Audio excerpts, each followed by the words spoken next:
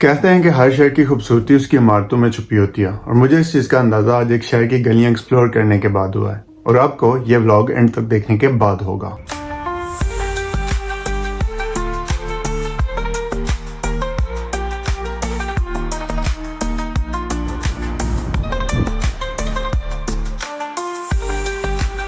London यहाँ जाने के बाद आपको एहसास होगा कि भाई हिस्ट्री और मॉडर्न लाइफ एक ही फ्रेम में सांस ले रहे हैं।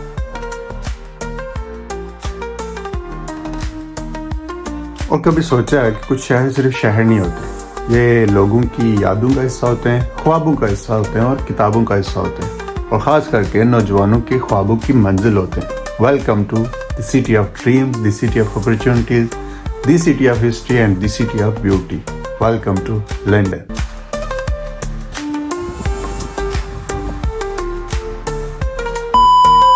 गुड मॉर्निंग फ्रॉम बर्मिंघम की सबसे बड़ी अच्छी बात यह है कि भाई आपको लगता ही नहीं है कि आप मुल्क से बाहर हो। देख लो ये प्यारे प्यारे फूल मुझे कश्मीर की याद दिला रहे हैं। सबसे पहले आपके भाई ने एंट्री मारी टाउन में और टाउन में यहाँ पे हमने देखा कि एक अस्तहा गुस्से में लाल पीला लोगों के ऊपर उछल कूद रहा था। गुस्से में लाल होने का मतलब तो समझ आता था, लेकिन पीला क्यों होता था वो आज समझ आया। और ये देख लें लोगों का हजूम। इस हजूम से आगे निकलने के बाद हम पहुँचे स्टेशन के आउटसाइड।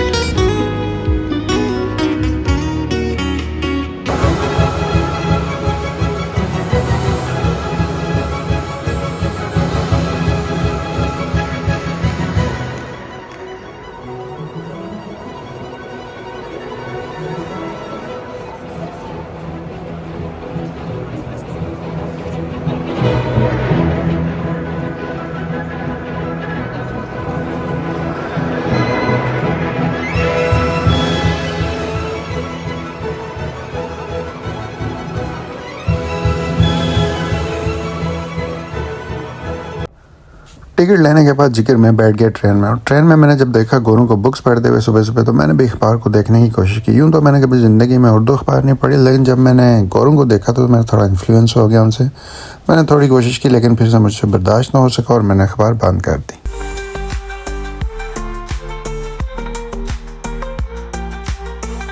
ये मेरे बाएं जानब आपको नज़र आ रहा है लंदन का व्यू और उसके साथ ही थेम्स रिवर, और अगर हम दाएं जानब नज़र घुमाएं तो यह है लंदन आई का व्यू।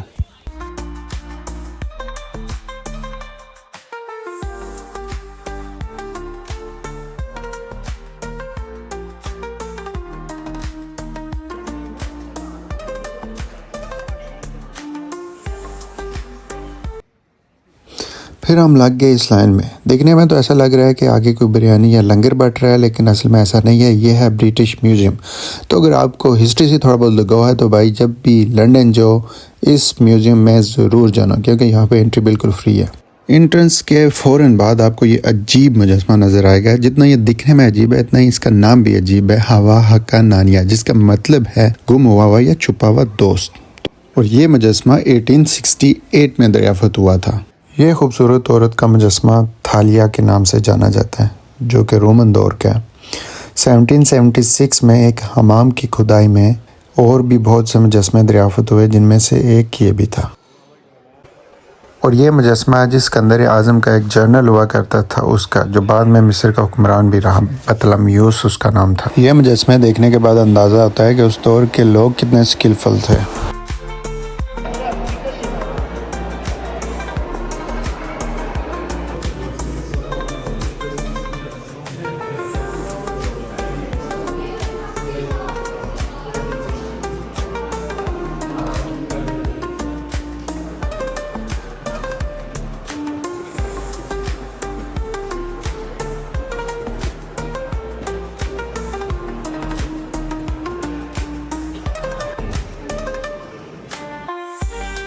अभी ज़रा हिस्ट्री को हम साइड पे रखते हैं। वो आपने सुना तो होगा चेरी ऑन द केक। साफ़ शफाफ मौसम और ये हसीन रास्ता इन फूलों के साथ आज के व्लॉग को ना 4 चांद लगा गए। सबसे जो बेहतरीन शूट था ना वो ये वाला था। यूँ तो ये रास्ता बहुत ही रोमांटिक लग रहा है, लेकिन भाई अगर आप सिंगल हो तो आपको रोमांटिक फील नहीं आएगी। तो अगर लंदन जा रहे हो तो अपने पार्टनर के साथ जाना, प्रो टिप। तो लंदन ब्रिज और टावर ब्रिज में भी बहुत लोग कंफ्यूज हैं, तो वो भी कंफ्यूजन मैं आपको आज दूर करूंगा कि लंदन ब्रिज कौन सा और टावर ब्रिज कौन सा। यह है जी ओरिजिनल लंदन ब्रिज और ये है टावर ब्रिज। अब तो आपकी ये कन्फ्यूजन भी दूर हो गई है कि कौन सा लंदन है और कौन सा टावर है। तो अब एंजॉय कीजिए सिनेमैटिक्स। ज़िंदगी में हम सब कभी ना कभी एक पुल से ज़रूर गुजरते हैं, मुश्किलों का पुल, फैसलों का पुल या फिर सब्र का पुल। और ये टावर ब्रिज भी हमें यही सिखाता है। ये हमें यह सिखाता है कि आपने हमेशा डट के खड़े रहना है और सही वक्त आने पे बंद दरवाजे भी खुलते हैं, लेकिन आपको हिम्मत नहीं हारनी। जैसा कि ये लंदन ब्रिज भी जब बड़ी कश्तियाँ आती हैं तो इसके दरवाजे खुल जाते हैं ताकि वो वहाँ से गुजर सकें। तो हमें अपने वक्त का इंतज़ार करना होता है किसी भी मामले में। हमारी ज़िंदगियों में भी बहुत से दरवाजे ऐसे होते हैं जो हमें लगता है कि वो शायद कभी नहीं खुलेंगे, लेकिन आपको मुसलसल दस्तक देते रहना चाहिए और वो ज़ात जो ऊपर बैठी हुई है वो एक न एक दिन आपका वही दरवाज़ा खोलेगी।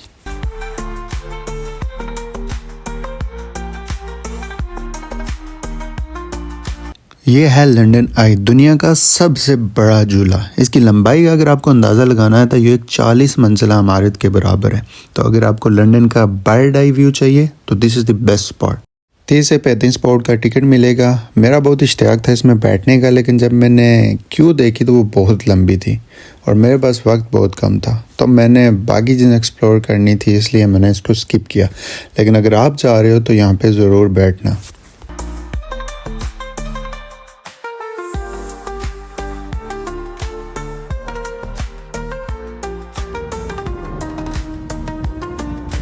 यूँ चलते चलते बताता चलूँ कि ये 33 कैप्सूल हैं पूरे झूले में और 33,000 को रिप्रेजेंट करते हैं। और इसमें नंबर 13 बिल्कुल नहीं है क्योंकि वो एक बदशगुनी समझा जाता है। तो इसलिए आपको 1 से 33 तक मिलेंगे सारे नंबर, लेकिन उसमें 13 मौजूद नहीं है। ये भी एक इंटरेस्टिंग फैक्ट है जो आपको पहले किसी ने नहीं बताया होगा।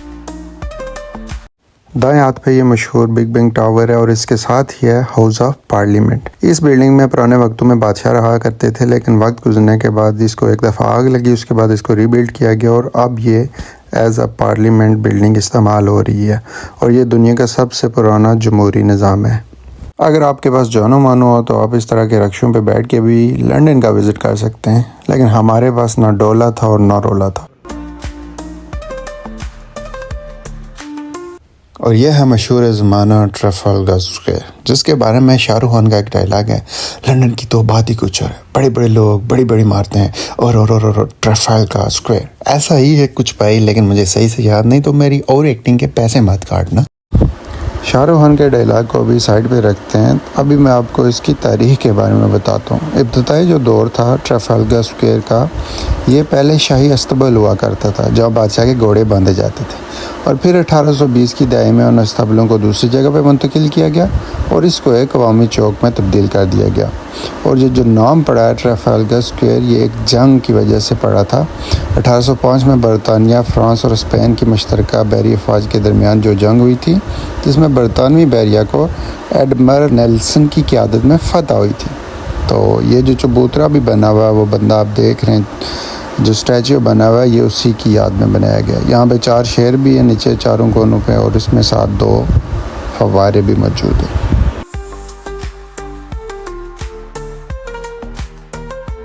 और यही वो जगह है जहाँ पे SRK का मशहूर सॉन्ग शूट हुआ था, चला हंसदा फिरे, चला रोंदा फिरे, चला गली गली रुलदा फिरे, चले तू सबदा, चले तेरा कोई नहीं, चला गली गली रुलदा फिरे।